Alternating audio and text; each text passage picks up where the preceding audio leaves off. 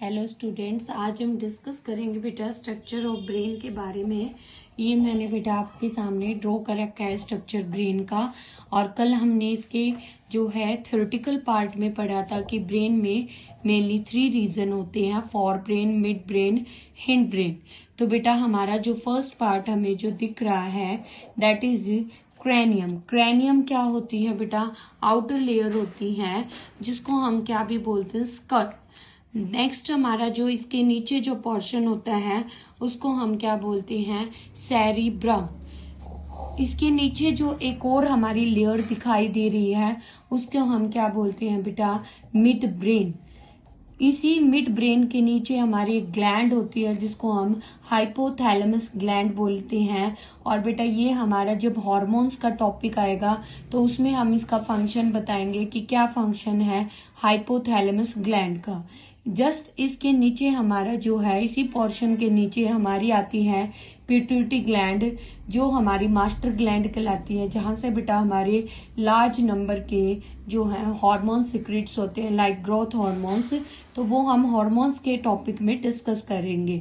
Hind brain के, mid brain के बेटा नीचे हमारा यहाँ पे हिंड ब्रेन होता है। और हिंड ब्रेन में हमारे 3 पार्ट होते हैं, जैसे हमने कल पढ़ा था, पॉन्स, मेडुला एंड सेरिबेलम। एक और पार्ट है हमारा सेरिबेलम जो होता है वो हमारा यहाँ इस पोर्शन में जो ये एक हमारा फिंगर लाइक्स प्रोजेक्शंस की फॉर्म में दिखाई देता है वो हमारा सेरिबेलम होता है। यहाँ पे जो हमारे स्पाइनल कॉर्ड से जस्ट अपवर्ड की तरफ होता है उसको मेडुला बोलते हैं, एंड जस्ट अबो इसके हमारा पोन्स होता है। ये जो बेटा नीचे की तरफ जो ये लाइन एक्सटेंड्स हो रही है ये हमारी स्पाइनल कॉर्ड के बारे में बताता है। तो जैसे कि हमने पढ़ा था कि जो हमारा सेंट्रल नर्वस सिस्टम होता है बेटा हमारा, उसमें हमारे क्या होते हैं, 2 मेन पार्ट होते हैं। Central nervous system consist of brain and spinal cord. तो बेटा हमने ब्रेन के बारे में डिटेल में हमने पढ़ लिया, बट आज हम डिस्कस करेंगे स्पाइनल कॉर्ड के बारे में जो सेंट्रल नर्वस सिस्टम का पार्ट होता है। स्पाइनल कॉर्ड क्या होता है, एक सिलेंड्रिकल स्ट्रक्चर होता है और that begin continuation with the medulla oblongata से कंटिन्यूसली क्या होता है, वो बिगिन होता है ऑफ द ब्रेन। ब्रेन के मेडुला पार्ट से एक्सटेंड होता है और कहाँ तक जाता है, डाउनवर्ड में वो वर्टिबल कॉलम तक एक्सटेंड होता है। ये एक बॉनी केज में क्या होता है, इनक्लोज्ड होता है, उसको हम वर्टिबल कॉलम के नाम से जानते हैं।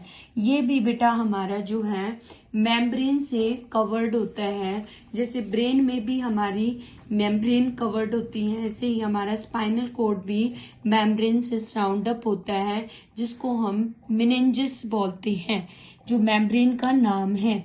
यहाँ पे बेटा हमारी स्पाइनल कॉर्ड से 31 पेयर्स नर्व्स अराइज होती हैं फ्रॉम द स्पाइनल कॉर्ड।